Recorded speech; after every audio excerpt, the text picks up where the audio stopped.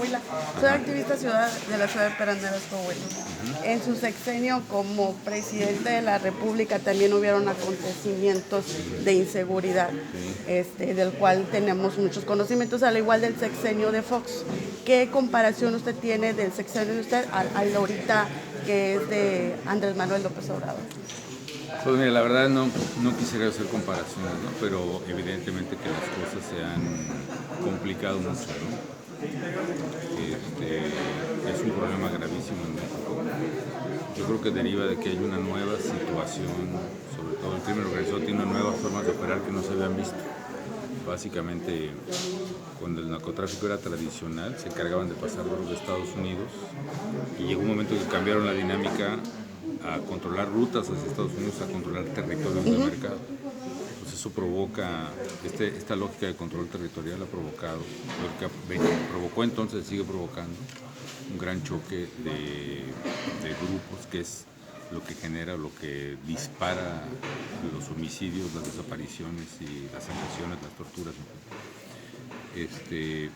Si fuéramos a los números, por ejemplo, digamos que hay más o menos, al final de mi sexenio había más o menos 1.580 homicidios al mes. Actualmente estamos registrando casi 3.000 homicidios al mes, de manera que la situación sí se ha venido vulnerando.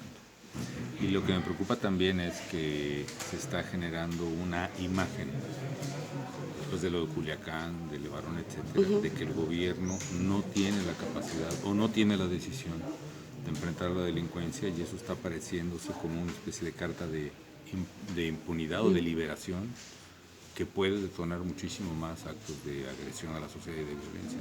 Ok, la economía, ¿cómo la ve la economía en México? Porque de hecho antes de que iniciara Andrés Manuel López Obrador decían que pues era un peligro para México, ¿verdad? Entonces ahora el dólar está en 18.70 aquí en lo que es la frontera. Meses anteriores, antes de que tomara Andrés Manuel López Obrador la presidencia de la República, decía que se iba a disparar el dólar. ¿Cómo ve usted eso? Porque en sexenios pasados el dólar llegó hasta 22, 23 pesos el dólar y ahorita está 18.70 en lo que es la frontera de Piedras Negras. Sí, bueno, cuando yo estaba en la presidencia el dólar estaba a 11 pesos y tuvo una gran estabilidad a pesar de la crisis, pero a mí lo que me preocupa es que lo que está manteniendo bajo el tipo de cambio es que estamos pagando en México tasas de interés muy altas.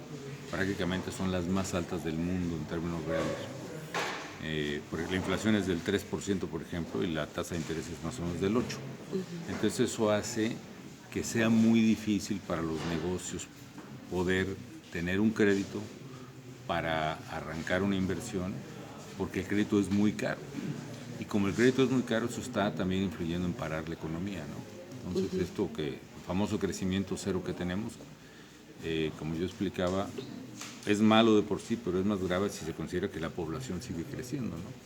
Porque si tenemos el mismo ingreso con más población, quiere decir que el ingreso per cápita está bajando, ¿no? Nosotros la frontera de Piedras Negras y Allende, Cinco Manantiales, somos muy famosos por lo que pasó en Allende. ¿Qué piensa usted al respecto?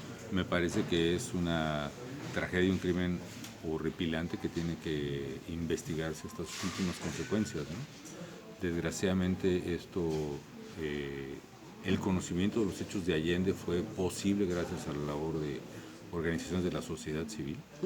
Son hechos de los que si la autoridad que ha tenido conocimiento, que imagino ministerios públicos, en este caso locales, etcétera, pues prácticamente no revelaron el hecho o la magnitud misma del hecho, ¿no? Yo mismo tuve conocimiento del mismo ya después de salir a la presidencia, cuando se empezaron a publicar los primeros reportes, ¿no?, de Sergio Aguayo y otros investigadores. Me parece un crimen horripilante que no puede quedar impune, ¿no? Yo siempre quise preguntarle a usted algo personalmente.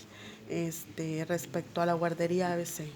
Se mencionó que su familia o parientes tenían vinculación hacia usted. ¿Qué me puede decir al respecto? Sí, se mencionó eso, pero la verdad es que la guardería ABC fue concesionada años antes de que yo fuera presidente de la República. Efectivamente hay una pariente de Margarita ahí, pero la concesión se la dan a un familiar, a su esposo, porque es gente del equipo de Eduardo Burgos.